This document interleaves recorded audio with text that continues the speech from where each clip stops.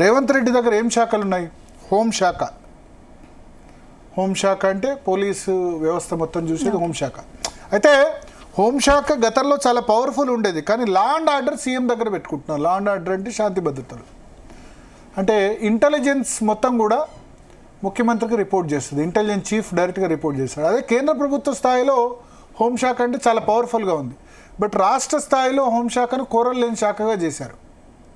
ఎందుకంటే చిన్న అటు ఎస్పీని ట్రాన్స్ఫర్ చేయాలి, వాళ్ళని చేయాలంటే డీజీపీ చేస్తారు, ఎస్ఐ సీఎల్ని చేయాలన్నా ఎస్ఐని చేయాలంటే అక్కడ ఎస్పీ చేస్తారు, సీఎం చేయాలంటే అంతకుముందున్న అంతకు పై అధికారి చేస్తారు. సో పవర్ లేకుండా పోయింది హోమ్ మినిస్టర్ అనేది, కూరలు తీసేసిన నాగుపాము లాగా అయిపోయింది. సో ఎందుకంటే నేను చెప్పినట్టు శాంతి భద్రతలు, లా అండ్ ఆర్డర్ సీఎం దగ్గరే పెట్టుకుంటున్నారు. లా అండ్ ఆర్డర్ కూడా ఇచ్చి ఇంటెలిజెన్స్ చీఫ్ను హోమ్ మినిస్ట్రీకి రిపోర్ట్ చేయమంటే అది పవర్ఫుల్ మినిస్ట్రీ ఉండేది, కానీ ఆ విధంగా లేదు. తర్వాత మిగతా ఏమేమి పోర్ట్ఫోలియో ఉన్నాయి? అర్బన్ డెవలప్మెంట్ అంటే గతంలో కేటీఆర్ చేపట్టిన శాఖ, మున్సిపల్ కానీ అర్బన్ డెవలప్మెంట్ శాఖ, అది కూడా రేవంత్ రెడ్డి దగ్గర ఉంది. అది కాకుండా ఎడ్యుకేషన్, విద్యాశాఖ. విద్యాశాఖలో చాలా ఉన్నాయి, ప్రాథమిక విద్య, మాధ్యమిక విద్య. గతంలో విద్యాశాఖను 3 మంత్రులకు ఇచ్చిన సందర్భాలు ఉన్నాయి ఉమ్మడి ఆంధ్రప్రదేశ్లో. ప్రాథమిక విద్య అంటే స్కూల్స్ వస్తాయి, కాలేజెస్ వస్తాయి, హయ్యర్ యూనివర్సిటీస్ వస్తాయి, ఇవన్నీ కూడా విద్యాశాఖ. నాకు తెలిసి ఖచ్చితంగా ఆ విద్యాశాఖను ఎవరో ఒకళ్ళకి ఇస్తారు.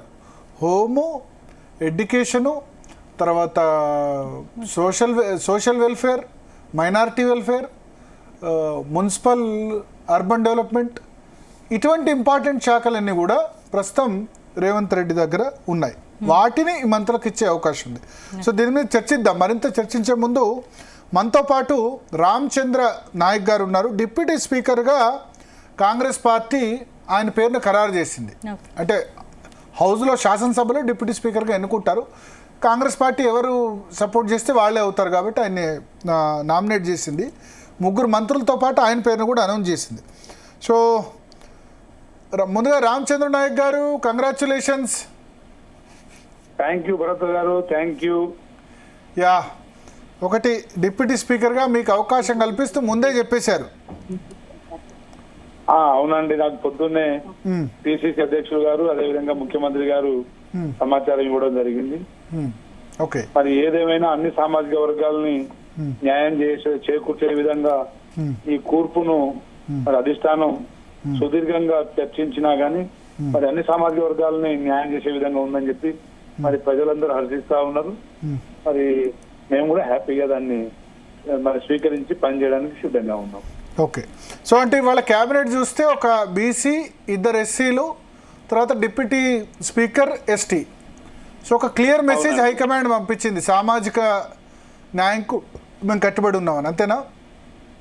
రాహుల్ గాంధీ గారు పాదయాత్ర తర్వాత ఎవరి వాటా ఎంత ఉందో అంత వాళ్ళకి అన్ని రంగాల్లో సామాజికంగా, ఆర్థికంగా, రాజకీయంగా జరగాలనే ఒక సంకల్పం వారిలో ఉంది.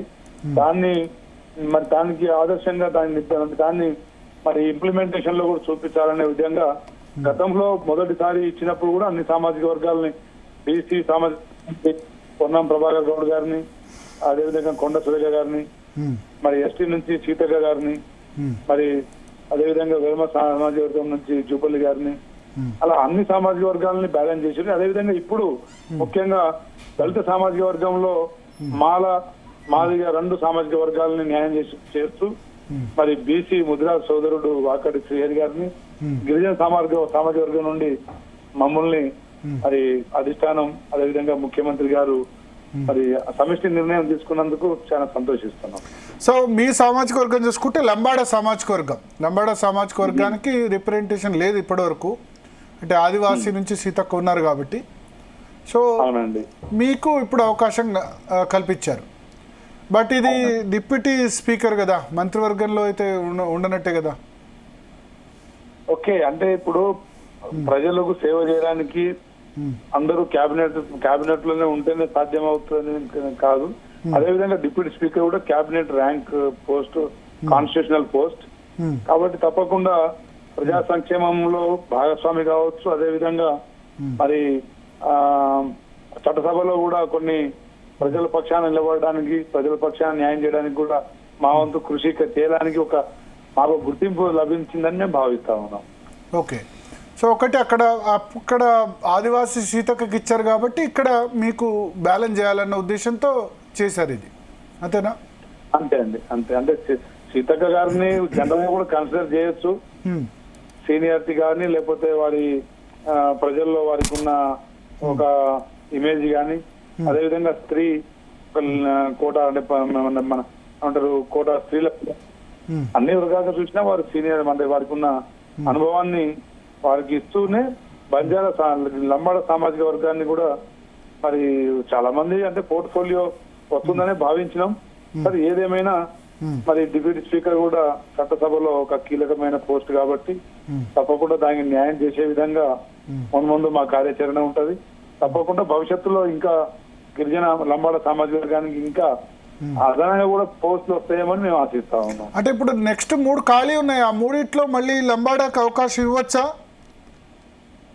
తప్పకుండా. ఈ సామాజిక వర్గం దాదాపు 10.6% ఉన్న జనాభా కాబట్టి, అదేవిధంగా గతంలో ప్రభుత్వ ఏర్పాటులో మరి కీలక భూమిక పోషించిన సామాజిక వర్గం కాబట్టి, సింగిల్ లార్జెస్ట్ కమ్యూనిటీ కాబట్టి తప్పకుండా న్యాయం చేయడానికి అధిష్టానం కొంత ఆలోచిస్తుందని సామాజిక వర్గం నుండి అయితే ఆశిస్తున్నాం. అంటే తర్వాత అయినా తర్వాత మీకు ఇప్పుడు డిప్యూటీ స్పీకర్ ఇచ్చిన తర్వాత మిమ్మల్ని క్యాబినెట్లోకి తీసుకోవచ్చు. మమ్మల్ని తీసుకుంటారా ఇంకా నా సహచర ఎమ్మెల్యేని తీసుకుంటారా అనేది కాదు. బట్ తప్పకుండా మనం ఇప్పుడు చూస్తే యంగ్స్టర్స్ మరి ఫస్ట్ టైం ఎమ్మెల్యేలుగా గెలిచిన వారిని మరి ఇప్పుడు 3 తీసుకున్నట్టే లెక్క. సో పార్టీ యువ రక్తాన్ని ప్రోత్సహిస్తూనే అన్ని సామాజిక వర్గాలని బ్యాలెన్స్ చేసే ఆలోచన వాటిలో రాహుల్ గాంధీ గారిలో ఉందనేది ఇక్కడ కనబడుతుంది. తప్పకుండా మరి కష్టపడ్డ ప్రతి ఒక్కరికి స్థానం ఉంటది అని మనం భావించాలి. అయితే ఒక్కటిసారి ఇక్కడ ఇప్పుడు పార్టీ నిబద్ధతతోని పనిచేస్తూ కంటిన్యూస్ గా పబ్లిక్ లో మన అంటే కష్టపడే వారికి ఏ రోజైనా ఏదో విధంగా కలిసి వస్తుందని చెప్పడానికి నిదర్శనం ఇదంతా. అయితే రెడ్డిలు అన్హ్యాపీగా ఉన్నారు, మొన్న ఎమ్మెల్సీలో ఒకటి ఇవ్వలేదు, ఇప్పుడు కూడా ఇవ్వలేదు క్యాబినెట్ లో. రెడ్డి సామాజిక వర్గం అన్సాటిస్ఫైడ్ గా ఉంది అని అంటారు. ఒకటన్నా ఇచ్చుంటే బాగుండేది ఇవాళ అని వాళ్ళ అభిప్రాయంగా కనిపిస్తుంది. అంటే వాస్తవంగా మరి 3-4 మధ్యలో పోటీ ఉన్నది వాస్తవం. అది యావత్ తెలంగాణ అంటే చూస్తూనే ఉన్నారు. సో వారిలో ఎవరికి ఇస్తే బాగుంటది, ఎవరికి ఇస్తే మరి పార్టీకి కానీ రేపు ప్రజలకు కానీ అదే విధంగా భవిష్యత్తులో అది తప్పకుండా వారికి న్యాయం చేకూరుస్తారని మేము భావిస్తా ఉన్నాం.